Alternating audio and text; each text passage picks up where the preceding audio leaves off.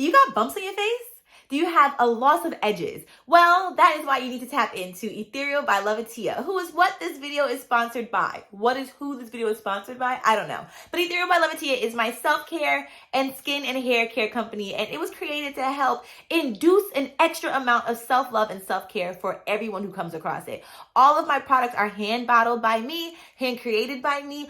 All of the ingredients are natural. You are probably familiar with each and every one. And if you aren't, you should get hip to it because it's all natural and it comes from the earth. You can head to loveatiya.com and make your first purchase today. I love you so, so much. Happy self-care.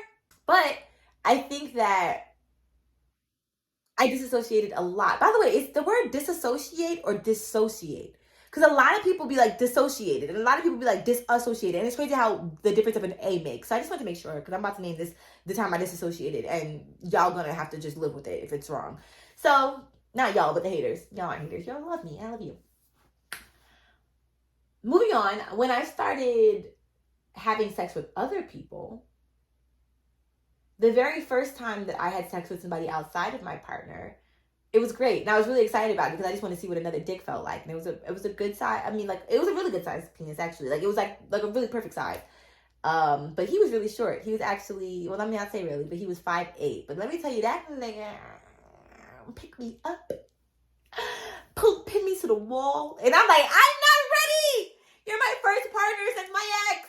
But yeah, we had an experience with that one. And I think that in that situation, I just disassociated because I felt like although he was into it, I didn't really know how into me he was. And I say that because Kill Bill was on the TV, which is apparently one of his favorite movies, and he was watching Kill Bill for I literally saw him like peek over his shoulder to like look at the scenes, like literally like actively was watching him fuck me while he watched the movie. So that's a thing that fucked me up. So I probably did a little disassociating for that. When he had me in the air, it was a cool experience. So I felt like I was pretty present for that. But then, like, because I didn't know how to be sexy with it, because I'm like, whoa! Like, you can watch that on my website. If you are a member, you will see what I just did. I just felt like I was too in my head. So I think that's usually when I disassociate. When I had my first female partner who came after that guy, I was disassociating because she had a boyfriend. Plot twist. And she was poly.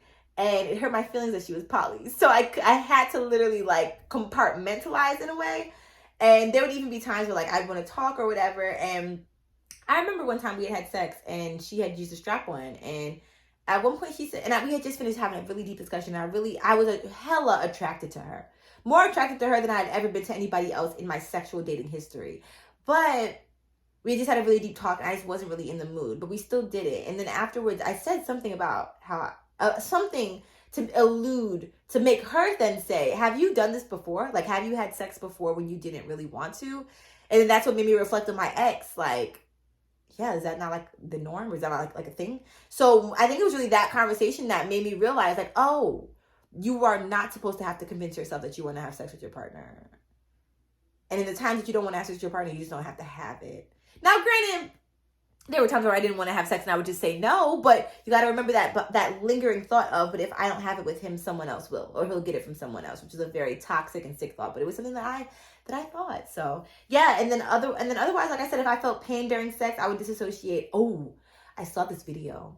A girl stitched me. Shout out to her. I wish I had her name written down. She said that she used to disassociate during sex with men. And then she said, well, you know what? God, let me try having sex with a woman, and because I know that I'm attracted to them, and see what happens.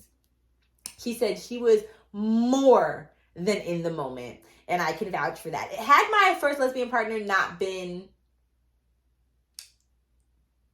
poly in a relationship with a man who was monogamous, we're going to have a whole episode about that, so don't worry. But had she not been that, I definitely felt like I would have been in the moment and utterly enjoyed it so much more than I was able to. Had I not just been fresh out of an abusive relationship, I also think I would have been able to enjoy it a bit more than what I had, because I just had so much PTSD. Oh my God, speaking of PTSD, y'all, there's this video.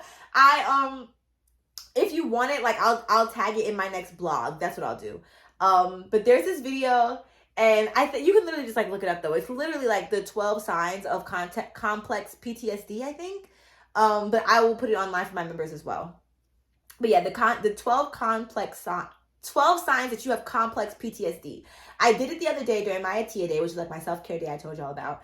And they were like, okay, so if you get 7 of these, you may just want to look up, do some research on how to heal from PTSD, from complex PTSD. And I was like, okay. Because I remember like back in the day when I had first broken up with my ex, to this very day, actually, I will say it's very crazy. He used to do this thing when we lived together where he would like jump out from rooms or like act like he wasn't home and then like pop out. He did that a lot to make sure that I wasn't cheating, which I never had. I regret it. I really do. If you're in a relationship where you feel like you should cheat. No, I'm kidding. I'm not kidding. But the one regret, but I did not cheat. And so I think that he used to literally pop out from places to make sure that like I didn't have a nigga with me. I swear to everything I love.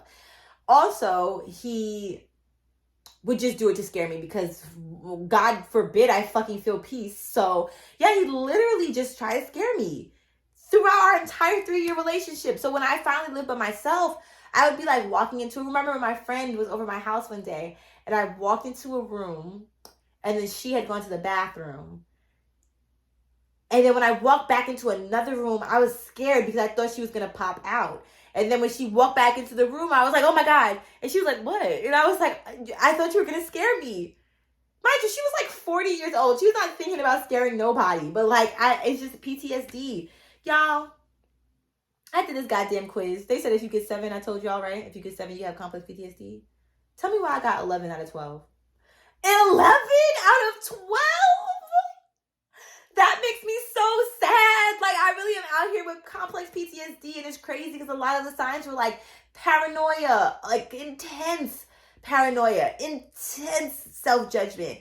A lot of it stemmed from childhood trauma, which I thought was very interesting because, whenever I think about childhood trauma, I always think about my upbringing and like my household, which was a thing, I did have a lot of traumatic experiences there, but especially emotionally and mentally. But I feel like I never account that like preteen, teenage, like from 11 to 18, that was fucking rough. And that was a really developmental stage in my life. So yeah, I'm going to reflect on some of what I went through and keep sharing it with y'all because the perspective is great.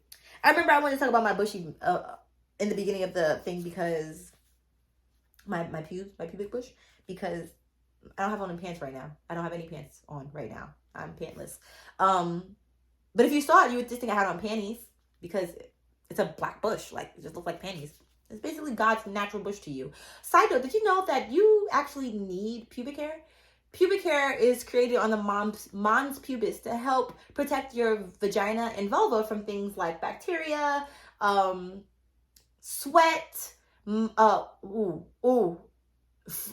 radicals, is that the word? And microbials. All right, well, Google it. But yeah, you need your pubic hair, so stop shaving that shit for a nigga. Oh, and also, like, when I messed with a girl, not to put her business out there, but she had hair, and I was in love with it. I wanted to just munch it up like a motherfucking horse. Give me that hair, baby. Keep that shit on there. But if you're a man, if you are currently on my YouTube, or if you're a member, you see my face right now, I can't even lie, yo. Like men with stomach hair, you can be the most attractive nigga in the world. If you got stomach hair, I can't even lie, like, it's gonna be a turn off for me. It's just like when I always talk about, like, oh, if a nigga had a crumb chip, like a chip crumb on his chin, I'd be grossed out. And like, guys don't get that leeway for real, because you just have to be perfect if you're dating me, because I'm gay. So, all right, time to talk about the guy who played me in the time I thought I was pregnant by him. Hold. Now, I know you're super into the video, but y'all, I'm so sorry to tell you that it is that time. It's that time. If you would like to watch the rest of this video, you can head to LOVEATIYA.com and become a member or a love bug, where you get special one-on-one interactions with me, monthly blog posts regarding all things sex, as well as never before seen clips from these episodes that I can't quite show to the whole world, but do want to share with my love bugs. And this is only for $10 a month. You will get all this exclusive access, okay? So you can head to LOVEATIYA.com and become a love bug today. today. Otherwise, if you want to finish listening, you can head to any of your favorite podcast platforms because I will be there with the LOVEATIYA experience for your listening pleasure. So I love you so much. Be sure to subscribe, like, comment, share. Follow me on Instagram at LOVEATIYA. Follow me on TikTok at iloveatiya and at LOVEATIYA. And yeah, I literally love you so much. Give yourself a hug for me. And don't forget to be kind to yourself and to be kind to animals. I love you. Mwah.